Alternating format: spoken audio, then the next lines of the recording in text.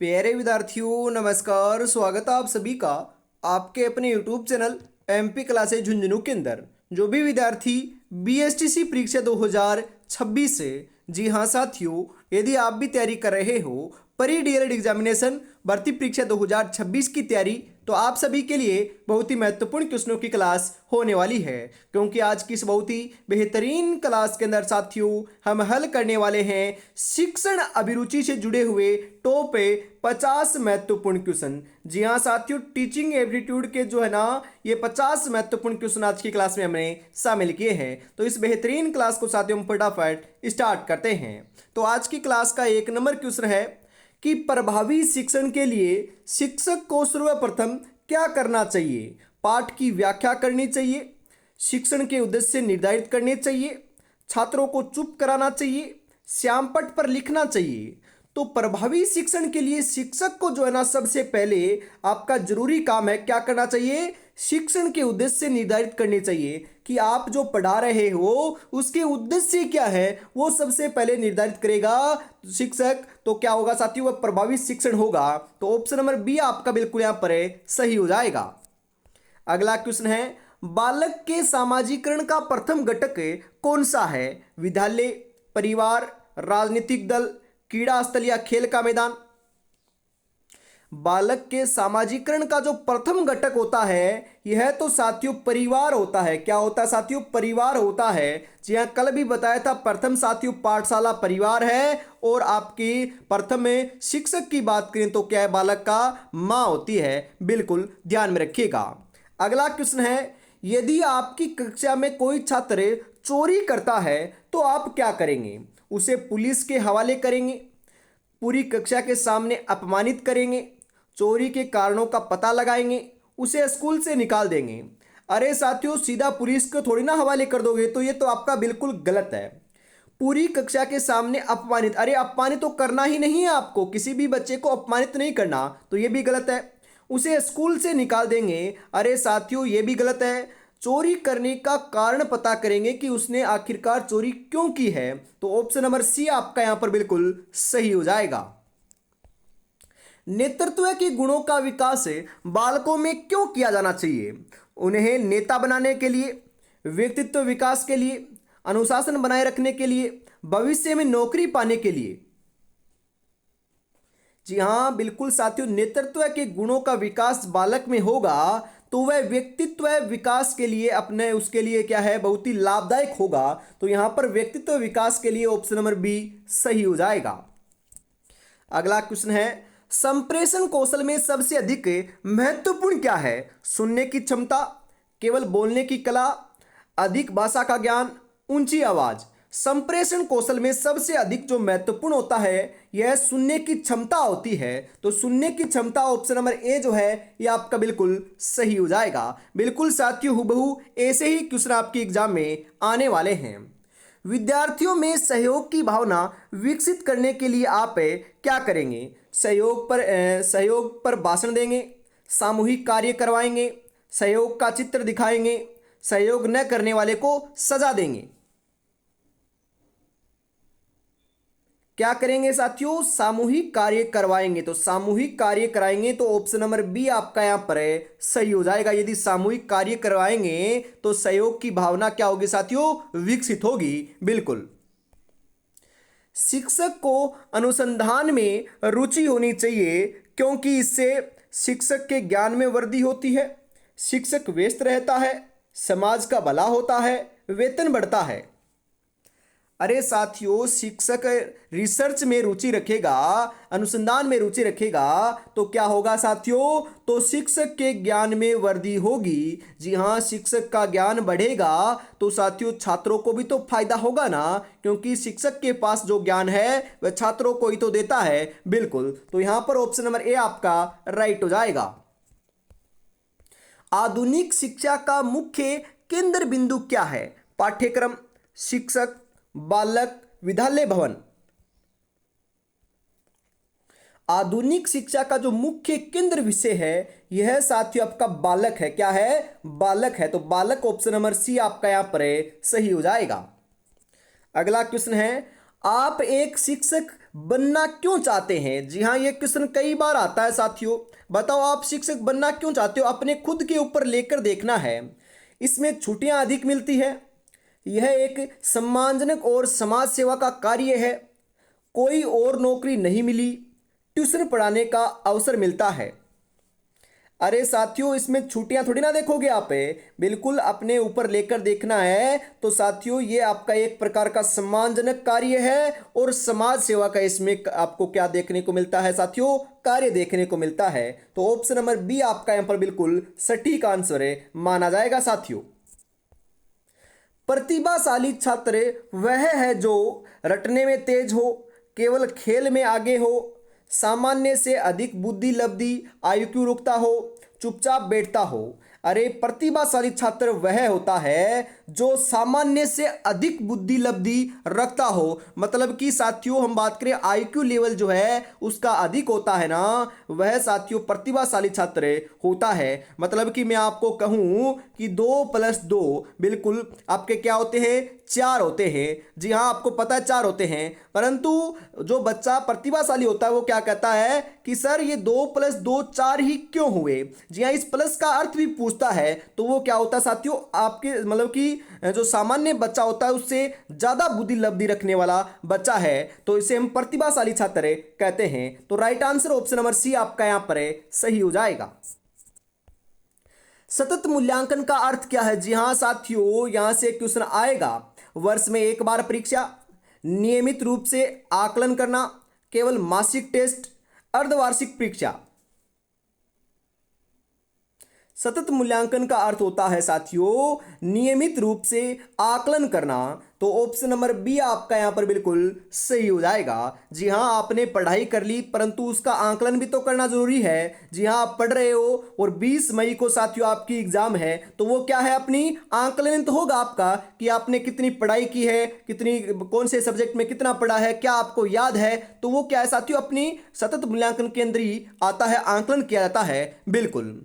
अगला क्वेश्चन है, शिक्षक की कथनी और करनी में समानता होनी चाहिए, यह कथन किसका है? रविंद्रनाथ टैगोर का, महात्मा गांधी का, स्वामी विवेकानंद का, अरस्तु का। अरे साथियों, कई बार जो है ना आपके एग्जाम में आपके कथन वाले क्वेश्चन भी आते हैं। जी हाँ, 2 से 3 तो क्वेश्चन आपके आराम से आते हैं, तो ध्यान में रखिएगा। यह जो कथन है यह आपका महात्मा गांधी जी का है। तो Mahatma Gandhi option number B right हो जाएगा। बालकों के सीखने में सबसे महत्वपूर्ण कारक क्या है? सुंदर विद्यालय, शिक्षक का व्यवहार, पाठ्य पुस्तक की गुणवत्ता, छात्र की सीखने की इच्छा।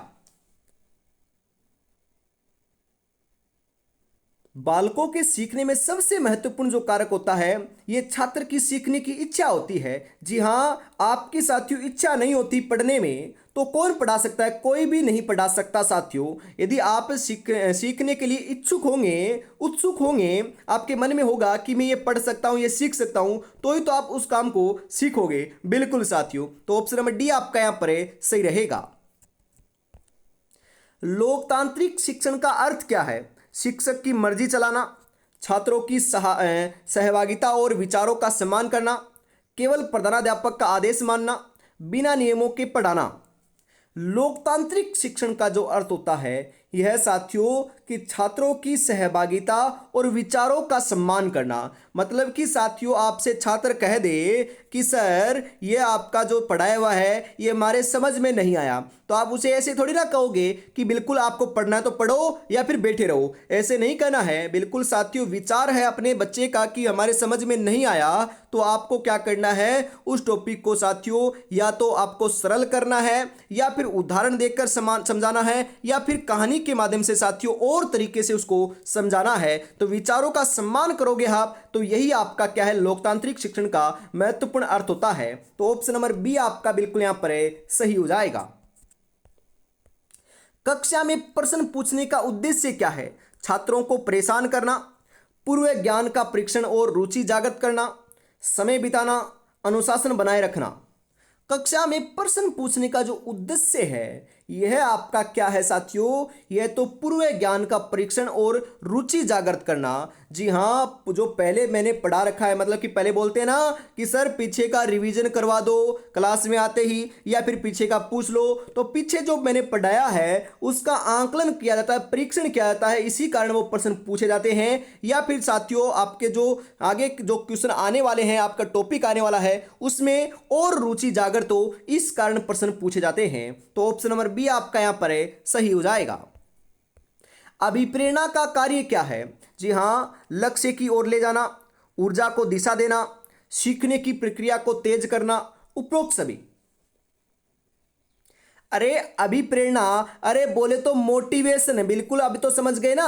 अभिप्रेरणा को मोटिवेशन कहते हैं, बिल्कुल कई कई बार साथियों आप सर्च भी करते हो ना यूट्यूब के ऊपर कि मोटिवेशन चाहिए। अरे मोटिवेशन क्या है, बिल्कुल ये है, लक्ष्य की ओर ले जाने वाला होता है, ऊर्जा को दिशा देता है और सीखने की प्रक्रिया को तेज करता है। तो ये उपयुक्त सभी आपके मोटिवेशन के कार्य होते हैं। तो ऑप्शन नंबर डी आपका सही हो जाएगा। जी हाँ, एक अच्छा संप्रेषक वह है जो बहुत तेज बोलता हो, अपनी बात को स्पष्ट और सरल ढंग से समझा सके, केवल विदेशी भाषा जानता हो, डराकर बात करता हो। जी हाँ, एक अच्छा संप्रेषक जो है ना, यह साथियों अपनी बात को स्पष्ट और सरल ढंग से समझा सके वही होता है। मतलब कि मैं कुछ आपको समझाऊं, मैं आपको पढ़ा रहा हूं, मान लो ये आपको समझ में नहीं आ रहा, तो मैं अच्छा संप्रेषक थोड़ी ना हूं, नहीं हूं ना, बिल्कुल नहीं हूं। सरल ढंग से जी हाँ, मैं सीधा का सीधा हार्ड आपको समझाऊंगा तो वो थोड़ी ना समझ में आएगा, नहीं आएगा। मैं उससे मैं साथियों थोड़ा मिर्च मसाला डालकर उसको सरल ढंग से समझाऊंगा तो आपको समझ में आएगा ना, बिल्कुल आएगा। तो वही अच्छा संप्रेषक होता है। तो ऑप्शन नंबर बी आपका यहां पर सही हो जाएगा।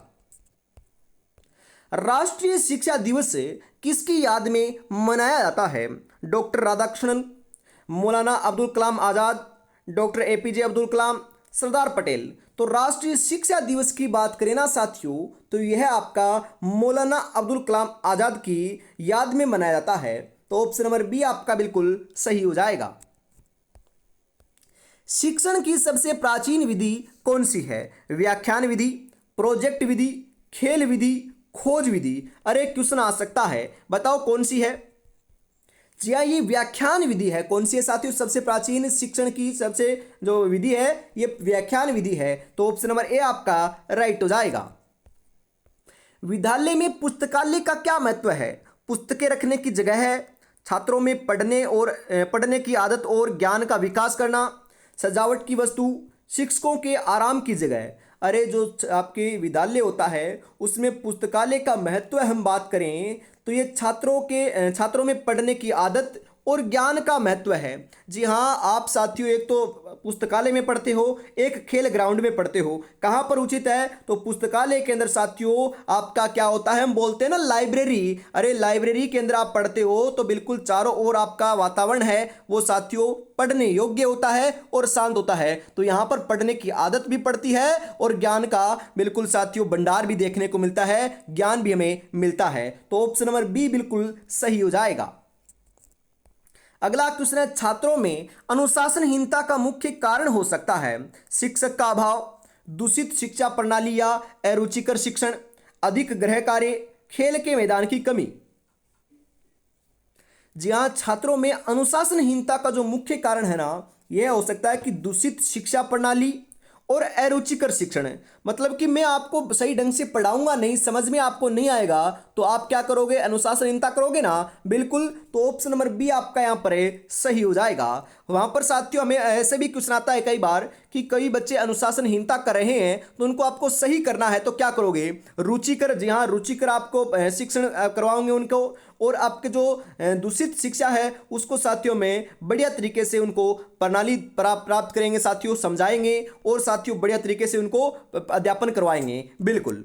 अगला क्वेश्चन है, शिक्षण कार्य में थकावट होने का कारण क्या है? अधिक बोलना, विषय में रुचि की कमी, बहुत ज्यादा लिखना, शोरगुल वाली कक्षा। जी हाँ, आप सोचते हो ना, आप कहते हो कि सर मैं तो थक गया, मैं तो सर बिल्कुल जो आपकी थकावट आ चुकी है, क्यों आती है? क्योंकि आपको साथियों उस टॉपिक को, उस सब्जेक्ट को पढ़ने में मज़ा नहीं आ रहा, मतलब कि विषय में रुचि की कमी है, इस कारण थकावट महसूस होती है। अन्यथा साथियों थकावट महसूस से नहीं होती। तो ऑप्शन नंबर बी आपका यहाँ पर है सही हो जाएगा। मूल्यांकन से हमें क्या पता चलता है? छात्र की बुद्धि का, शिक्षण उद्देश्यों की प्राप्ति की सीमा का, छात्र की लंबाई का, शिक्षक की उम्र का। मूल्यांकन से, अरे मूल्यांकन होगा ना तो उससे, जी हाँ, आपका टेस्ट लेंगे तो उससे क्या पता चलेगा? बुद्धि का थोड़ी ना पता चलेगा, नहीं। लंबाई थोड़ी ना पता चलेगी, नहीं। शिक्षक की उम्र थोड़ी ना पता चलेगी, नहीं। शिक्षण उद्देश्यों की प्राप्ति की सीमा का मतलब कि जो मैंने पढ़ाया है, जो आपने पढ़ा है, आपको कितना याद है, कितना समझ में आया, उसका आंकलन होता है साथियों मूल्यांकन से। तो ऑप्शन नंबर बी आपका बिल्कुल यहां पर है सही हो जाएगा। बालक का मानसिक स्वास्थ्य निर्भर करता है विद्यालय पर, परिवार पर, समुदाय पर, उपयुक्त सभी पर। जी हाँ, बालक का जो मानसिक स्वास्थ्य है यह तो साथियों अपने, जी हाँ, विद्यालय के ऊपर भी निर्भर करता है, परिवार के ऊपर भी, समुदाय के ऊपर भी। जी हाँ, हम कहते हैं ना कि साथियों बुरी संगत का फल बुरा होता है। तो आपको पता है यदि अच्छा विद्यालय, परिवार और समुदाय तीनों अच्छे होंगे तो साथियों हमको क्या मिलेगा? बिल्कुल अच्छी शिक्षा मिलेगी और हमें जो आपका गलत संगत है वहाँ पर नहीं जाएंगे। और लाडलो यदि बुरे आपके स्कूल है, बुरा परिवार है, समुदाय भी बुरा है, तो साथियों मानसिक स्वास्थ्य जो है ना ये भी खराब होगा और हम बुरी संगत में भी पड़ सकते हैं। तो उपयुक्त सभी कारण हैं, तो ऑप्शन नंबर डी आपका यहां पर राइट हो जाएगा। उपचारात्मक शिक्षण का उद्देश्य क्या है? छात्रों को दंड देना, छात्रों की कमियों को दूर करना, नया पाठ शुरू करना या परीक्षा लेना। उपचारात्मक शिक्षण का जो उद्देश्य है यह आपका छात्रों की कमियों को दूर करना है साथियों, उपचार करना है। उपचार को मतलब बोले तो साथियों उपचार करना, कोई आपको साथियों कोई रोग हो जाता है तो आप किसके पास जाते हो? हम बात करें साथियों, बिल्कुल साथियों डॉक्टर के पास जाते हो और वो आपका उपचार करता है। तो छात्रों का उपचार कौन करेगा? शिक्षक करेगा। तो आपके छात्रों में कमियां हैं उन्हीं को तो उपचार करोगे ना, बिल्कुल। तो ऑप्शन नंबर बी आपका यहां पर सही हो जाएगा। आंखों में नींद बहुत है पर सोना नहीं है, यही वक्त है कुछ करने का मेरे दोस्त, इसे खोना नहीं है। जी हाँ, बीएसटीसी परीक्षा 2026 के लिए साथियों जादुई ई बुक आपको देखने को मिल रही है, जिसके अंदर 3100 प्लस एमसीक्यूज क्वेश्चन हमने शामिल किए हैं। मात्र साथियों 99 रुपए में आपको ये जादुई ई बुक देखने को मिल रही है। तो फटाफट साथियों आप परचेज कर सकते हो। 9636 175 905 के ऊपर आपको पेमेंट करना है और इसी नंबर के ऊपर स्क्रीनशॉट सेंड करते ही साथियों आपको जो आपके जादुई बुक है ये देखने को मिल जाएगी, बिल्कुल।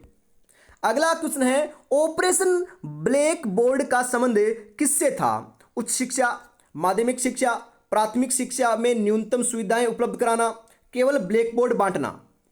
ऑपरेशन ब्लेड बोर्ड, जी हाँ, ब्लैक बोर्ड का जो संबंध है ना यह आपका प्राथमिक शिक्षा में न्यूनतम सुविधाएं उपलब्ध कराना है। तो ऑप्शन नंबर सी आपका यहां पर राइट हो जाएगा। विद्यार्थियों में नेतृत्व के गुण का विकास होता है राजनीति में भाग लेने पर, उत्तरदायित्व सौंपने से, भाषण देने से, धन बांटने से।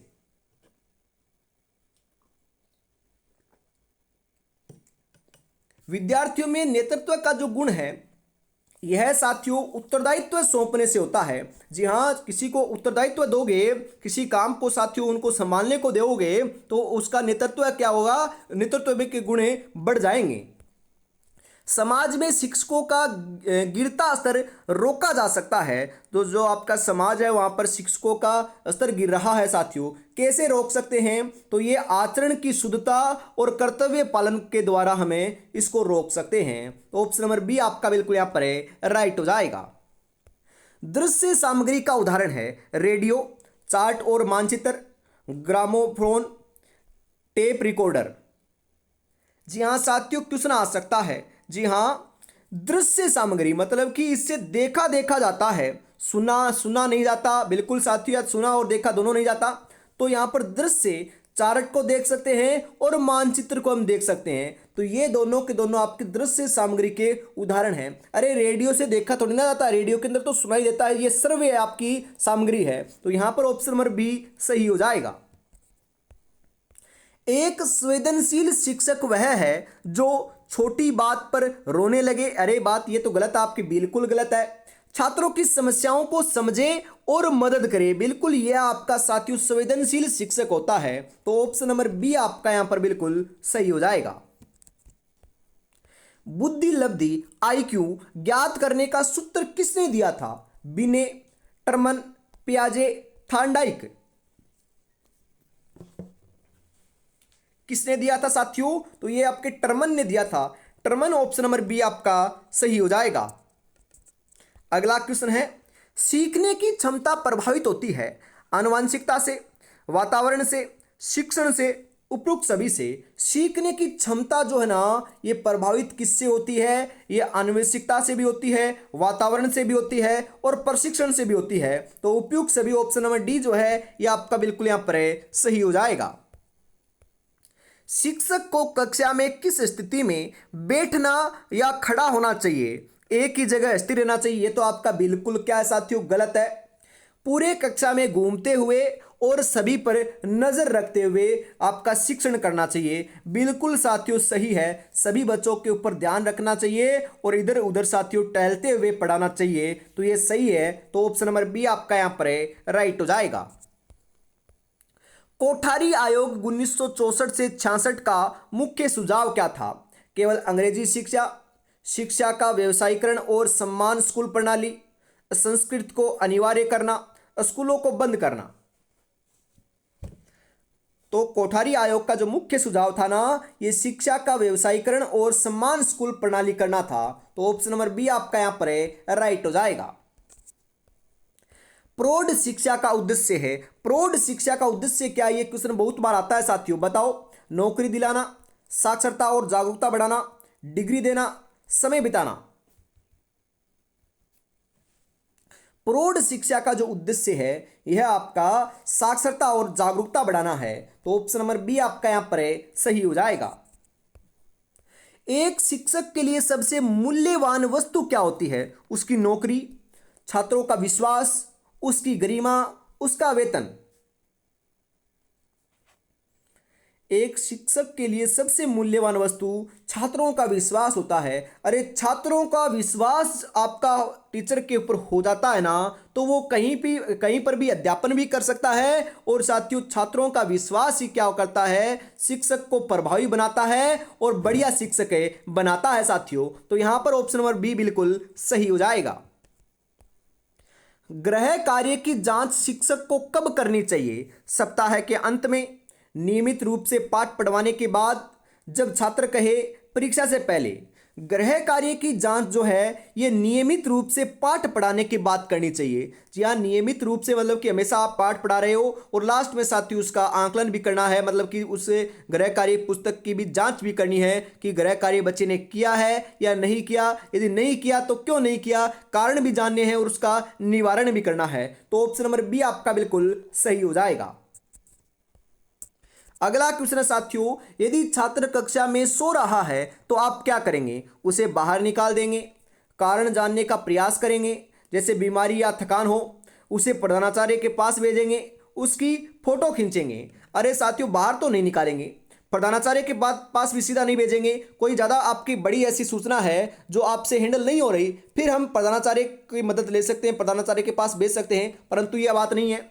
उसकी फोटो थोड़ी ना खींचोगे, उसका उपहास थोड़ी ना उड़ाओगे, ये भी गलत है। फिर क्या करेंगे? अरे साथियों कारण जानने का प्रयास करेंगे कि उसको क्या बीमारी है, थकान है, क्या प्रॉब्लम है। तो कारण जानने के बाद उसका निवारण हमें करने वाले हैं। तो ऑप्शन नंबर बी बिल्कुल सही हो जाएगा।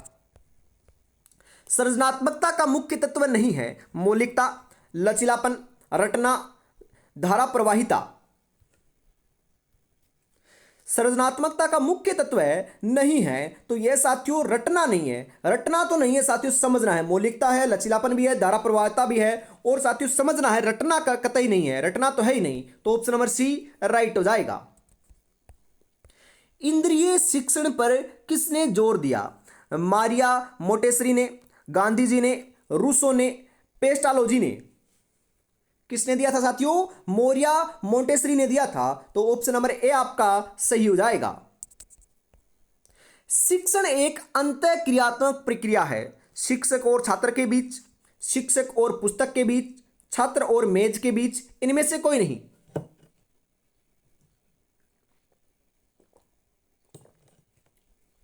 जी हां, शिक्षण एक अंतःक्रियात्मक क्रिया है। यह आपकी शिक्षक और छात्र के बीच में है। तो ऑप्शन नंबर ए आपका बिल्कुल यहां पर सही आंसर हो जाएगा। कौन कहता है कि कामयाबी किस्मत तय करती है? इरादों में दम हो तो मंजिल भी झुका करती है। इरादों में बहुत दम है साथियों, मंजिल को झुका कर रहेंगे, सिलेक्शन लेकर रहेंगे और माँ बाबू का जो सपना है साथियों हम उसे अवश्य पूरा कर रहेंगे। जी हाँ, और अभी तक साथियों आपने चैनल को सब्सक्राइब नहीं किया तो फटाफट चैनल को सब्सक्राइब करके क्लास को लाइक और शेयर जरूर से कर दीजिएगा, क्योंकि ऐसी ही बेहतरीन क्वेश्चनों की जो क्लास है साथियों ये हमेशा आपको देखने को मिलती है। तो साथियों हमेशा आपको सुबह 9 बजे, दोपहर 2 बजे और शाम को 8 बजे जुड़ना आपकी एग्जाम तक नहीं है, क्योंकि रोजाना आपकी ऐसी ही क्लासें होने वाली है साथियों। बिल्कुल आगे बढ़ते हैं।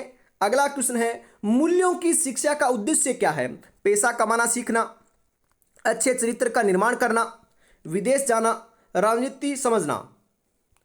मूल्यों की शिक्षा का उद्देश्य जो है ना ये क्या है? अच्छे चरित्र का निर्माण करना है साथियों। तो ऑप्शन नंबर बी आपका यहां पर राइट हो जाएगा। छात्रों के व्यवहार में परिवर्तन लाने का सर्वोत्तम तरीका क्या है? दंड देना, पुरस्कार और प्रशंसा करना, उपेक्षा करना, अभिभावक को बुलाना।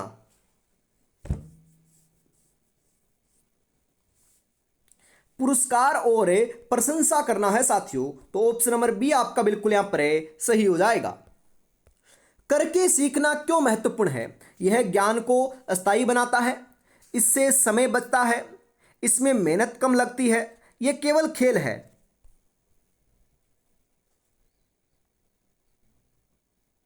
जी हाँ, ये ज्ञान को अस्थायी बनाता है। ऑप्शन नंबर ए आपका सही हो जाएगा। जी हाँ, जो काम आपने करके सीख लिया, देख लिया आपने, तो वो आपको साथियों ज़्यादा समय के लिए आपका क्या रहता है? दिमाग में रहता है और याद भी रहता है। बिल्कुल।